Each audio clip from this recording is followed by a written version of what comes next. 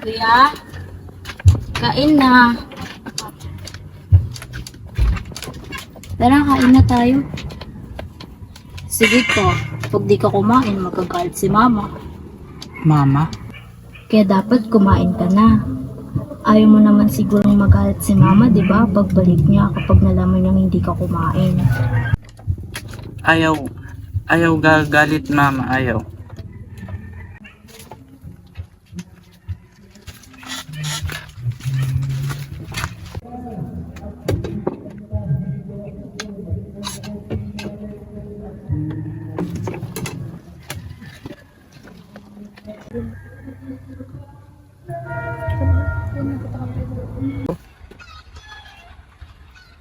Kuya, alis na ako ah. Nakapaghanda na rin ako ng pagkain mo nasa loob ng bigasan. Tapos, nakapag-igib na rin ako ng pandigo mo. Then, yung susuotin mo nasa taas ng Durabox. Pag-behave ka lang ah. Papakiusapan ko ulit si Riba para tignan ka. Ayos ikaw. Ayaw.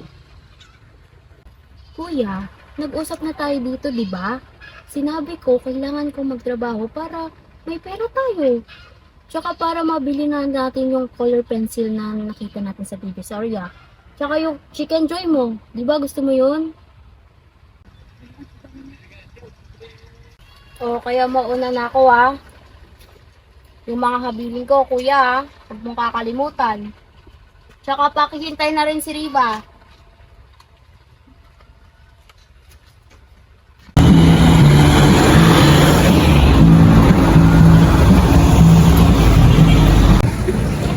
Basta inyo ilay.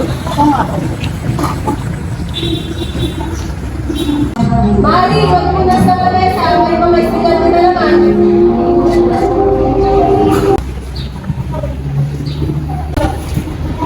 Nasa inyo? Oo, Mati, nakabalik ka na pala. Tagalan ata kayo sa ospital. Hinihintay pa man din kita. Balita ko ata bibig ka. Alam mo naman sigurong madali lang ako mapitan. Mari, anong tinutuwa mo dyan? May customer, oh! Sure mo to, Mari. Ayusin mo, ha?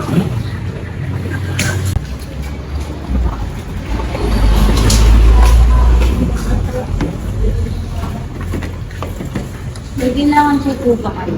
Kapag ba sinabi namin ikaw, magbibigay ka. Mari, bilisan!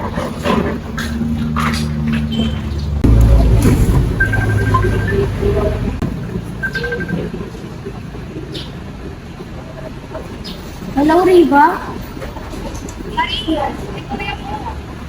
Ha? Anong nangyari kay kuya?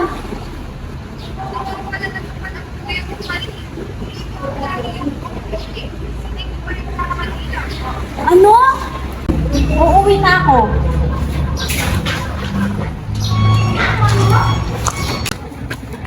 Mari!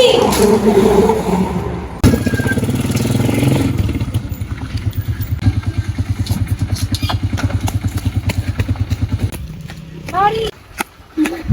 Ano bang nangyari? Saan siya nakita? Nakita raw ni Mang Kanor sa gubat nung nangangako siya doon. Kuya, sinabi ko naman sa'yo, di ba? Wag na wag kang lalabas ng bahay. Ang delikado sa labas. Paano pag napahamak ka?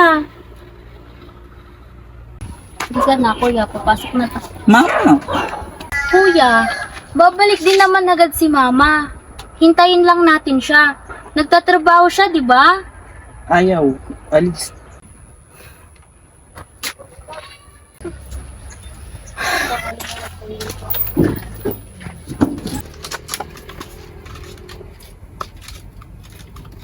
Mari! Mari! Mari! Mari! Ate Lida, ikaw po pala. Ano na, Mari? Mababayaran ba ang utang ng ina nyo? Aba, ang haba ng palugit na pinibiligay ko sa inyo. Ate Lida, wala po kasi kami ngayon eh. Nagastos ko na kasi sa panggamot ni Kuya. Yung panic attack niya ako kasi. Panikatak, panikatak. Huwag mo kong gamitan ng mga ganyan ngayon, Mari. Aba, nangangailangan din ako. Noong walang-wala kayo, ang dali nyo naman akong nalapitan na. Ngayon, ganyan kayo umasta. Hindi naman ang sagot. Sinasabi ko sa'yo, Mari, ayaw mo naman siguro makaharap ulit si Kapitana, ano? Kay meron ko na lang kayo irereklamo. Ate, wag po sanang umabot ulit sa ganun. Baka ako ate, sa Sabado, pag nagkasweldo ako, babayaran ko na yung iba. Mari, ayaw ko ng puro salita, ha? Kung hindi, sa harap ni Kapitana tayo mag-uusap.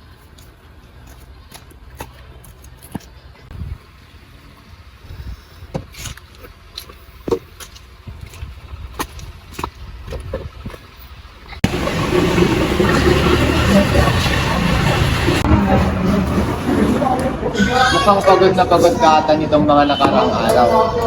Pero may alam akong may tantanggal mo. Anak nang! Ano bang ginagawa mo, Mari? Manang Carmen, pagsabihan nyo nga yung trabahante nyo. Nakakawalang gana, tangina. Halika nga. Ano naman to, ha? Namumuro ka na, Mari! Pinapalagpas ko lang yung mga kapalpakan mo nung nakarang araw, tapos eto, meron na naman? Aling Carmen, hindi ko naman po sinasadya eh. Ayan! Diyan ka magaling! Puro kapalpak! Nasasahuran ka naman ng maayos! Kung puro ka ganyan, mas mabuti na lang na huwag kang magtrabaho dito! Pero Aling Carmen, hindi ho maaari. Kailangan ko po ng trabaho ngayon. May mga utang pa po kasi kami kailangang bayaran. Hindi ko nakasalanan yon. Malis ka na rito! Aling Carmen, sige na po, isang pagkakataon na lang. Aling Carmen, maawa ka naman po!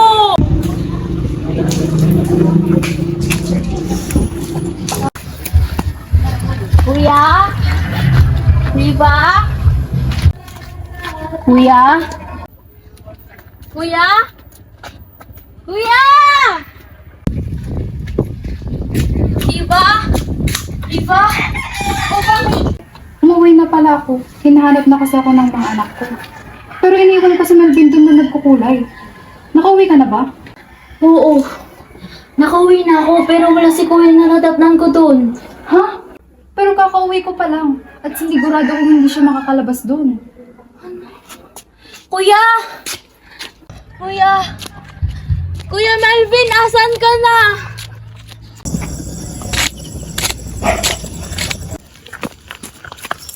Mari! Mari! Mari! Mari! Ate Rida! Kuya! Bakit ba hinayaan nyo lumabas yung kapatid mo? Kung alam nyo naman na may sakit sa isip. Konsumisyon lang ang dala nyo. O pwede po, wag po sana tayong sumigaw. Natatakot po kasi si Kuya. Hindi nyo lang kasi alam kung gaano kami natatakot sa kapatid mo. Nasaktan niya ang anak ko. Hindi ako magdudula pag may nasaktan siyang iba. Hindi po ganun ang kapatid ko. Ewan ko ba ba't pinapanatili niyo pa siya dito? Ewan ko ba ba't di niyo dinala sa mental hospital? Naagapan pa sana yan. Mga peste!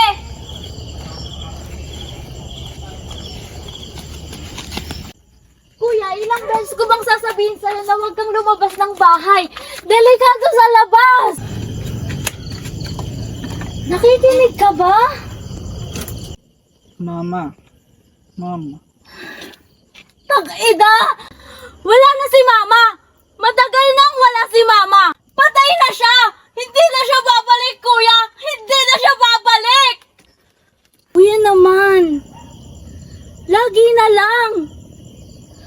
Ang hirap-hirap na! Lagi na lang ikaw ang iniintindi ko! Paano naman ako?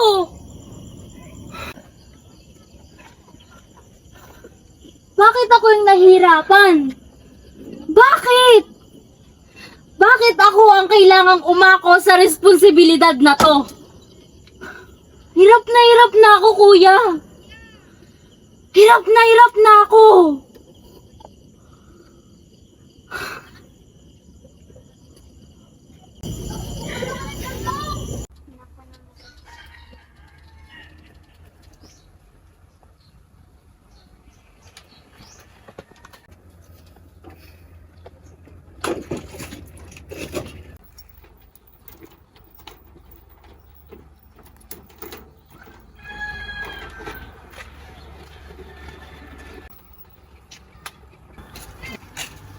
Diba?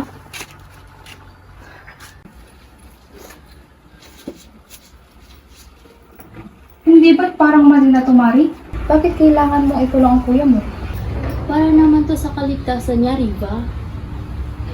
Pasensya na kahit naman gusto kong papuntahin siya dito, natatakot naman na si Maymay. Oo, naiintindihan ko, Riva. Tsaka ako nga dapat ang humingi ng pasensya sa'yo dahil ikaw pang naabala ka sa pagpunta kay Kuya. Ano ka ba? Wala yun. Kaya pumunta ka ng bayan, ako nang bahala kay Melvin. Silip-silipin ko na lang siya mamaya doon. Sige at mauna na ako. Pakitawagan na lang ako if may kailangan kayo. Ay, oo nga pala. Pakipatay na nga rin yung kandila ni Mama. Nakalimutan ko kasi kanina. Sige. Sige, maraming salamat, Riva. Una Sige, na ako. mag-ingat ka.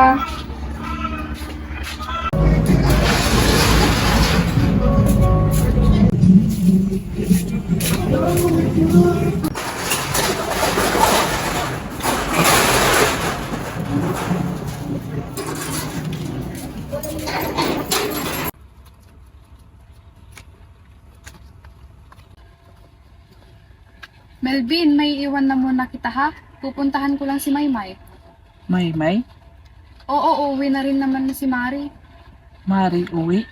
Oo, sige na, mabilis lang ako.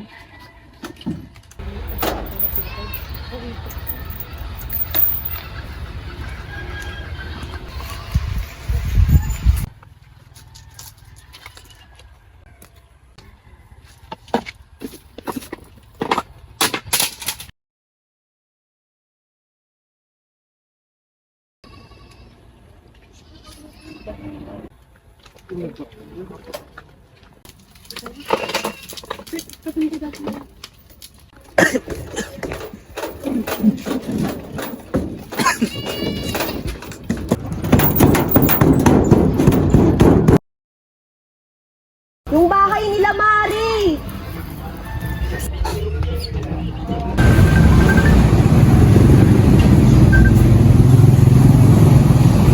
Hello, Riva? Hello, Riva? Nasaan ka na, Hello? Hello, Riva? Riva?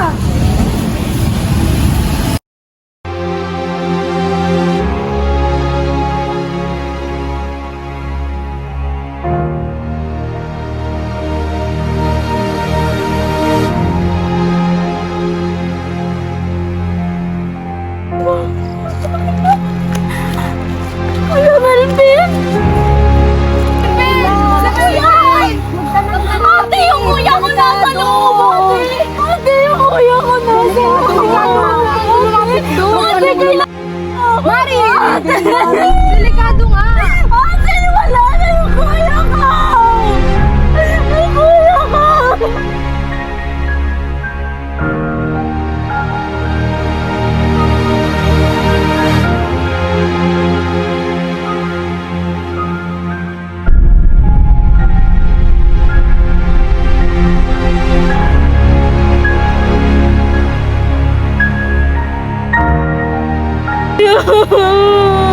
Kuya Melvin! Kuya!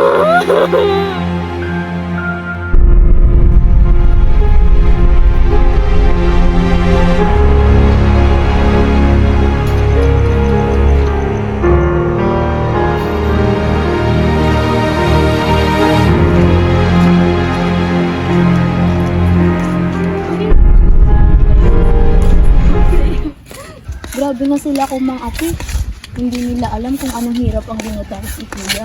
Kaya nga, kaya ipangako mong aalagaan, protektahan at mamahilin mo itong kuya mo. Pangako yan lang.